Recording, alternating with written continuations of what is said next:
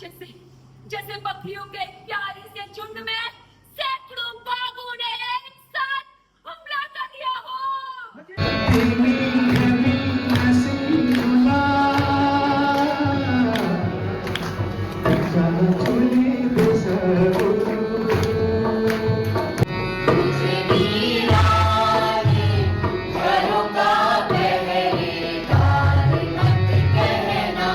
Hi guys, welcome to our new vlog. आज है Cynthia school में एक नाटक, तो हम वो देखने जा रहे हैं। अभी मैं जा रही हूँ लाल डाट चौराया, मुझे कमल वहीं ज्वाइन करेगा। फ्लफी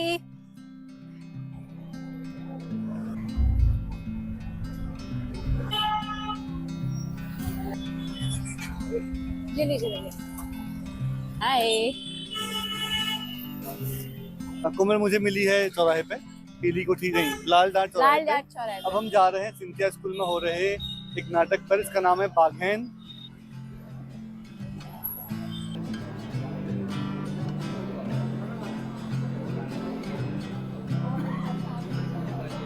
वहीं पे था जो एक आदमी के सर पे नहीं लगा था, क्लियरिंग करते हुए पकड़ने जा रहा था। पी के सामंत में आप जरूर सुनिएगा, और मार्मिक गीत है। और अब तुम आ जाओ पहाड़ सुना हो, तो उसी की तरह का ये मार्मिक गीत है। तो आप सभी से मेरा ये है, तो 2 लाइनें अगर चाहे तो मैं उसकी गुनगुना सकता हूँ। और जितने भी कलाकार यहाँ पे अभी आएंगे उनको हम भी देखने के लिए आए हैं।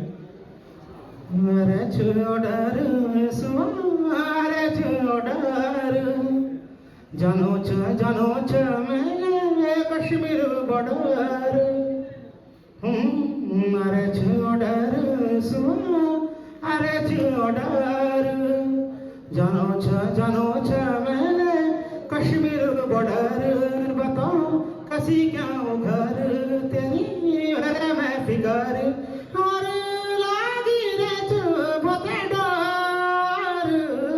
मैं ऊलो झटगर, मैं ऊलो झटगर। धन्यवाद। इसे आप सभी लोगों को मेरा प्रणाम है, नमस्कार है।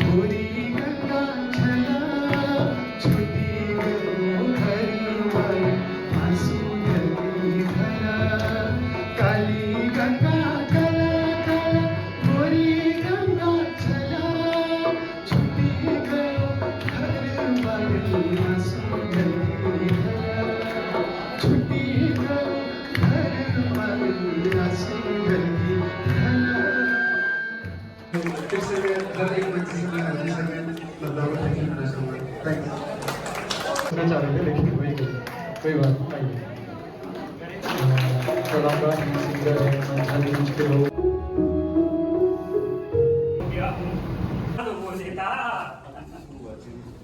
अरे हाँ मालूम है, तू कहाँ से बोलेगा।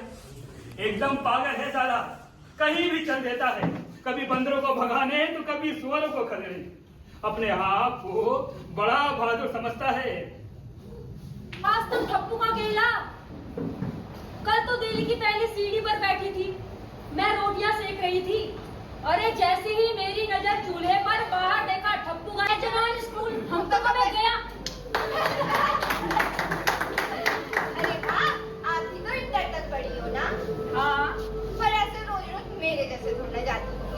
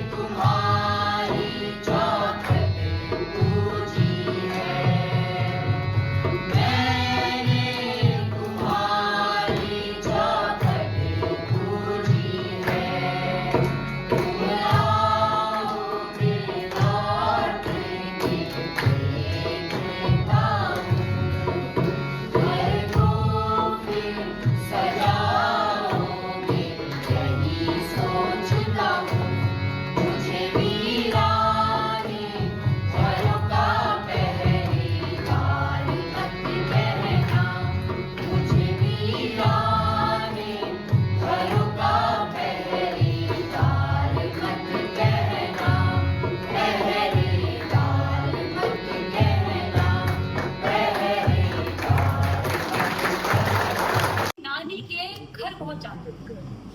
टीरी में रहती थी वो।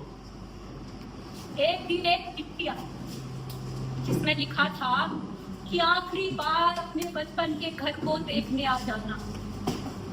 बहुत क्यों नहीं,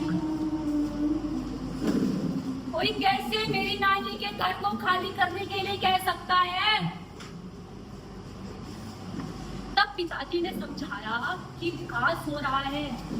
इस बात से टीवी बात जो देश का सबसे बड़ा बात बनने जा रहा है, बिजली आएगी, पानी आएगा,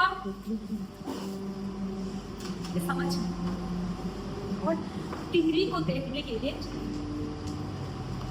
जैसे ही मैं टिहरी पहुंची, मैंने देखा कुछ खेतों में फसल बोई गई और कुछ खेतों में फसल ऐसे खड़ी थी जैसे आखिरी बार लहलहा रही हो। जो लोग मुझे हंसी खुशी मिलते थे, आज उनके चेहरों पर उदासी थी। आगे तारे नौले सब नाराज थे। मत करके मैं नानी के घर पहुंची। नाना नानी और मैं एक दूसरे को गले लगाकर खूब रो रही। नानी ने ना अपने घर में ताला लगाया। क्यों? एक दिन तो ये घर चूम का चूम पानी में डूब जाएगा। वो चाबी आज तक मैंने संभाल के रखी है। नाना नानी को उस दिन अपने साथ अपने घर ले आए। उस दिन मेरे नाना नानी और मेरे बचपन की हत्या कर दी थी। प्रकृति की देन पर मानव का हस्तक्षेप। अगर कभी प्रकृति रौद्र हुई तो उसकी कीमत तो आम इंसान को चुकानी पड़ेगी ना। और जन सेवक हमारी सर्वेक्षण से समाधान निकाल लेंगे। वो सब बहुत भयानक लग रहा था, बहुत भयानक। सारे घर टूटने वाले, सारे। वो ऐसा लग रहा था जैसे बकरियों के प्यारे से झुंड में सैकड़ों बाघों ने एक साथ हमला कर दिया हो। संभालो अपने आप को।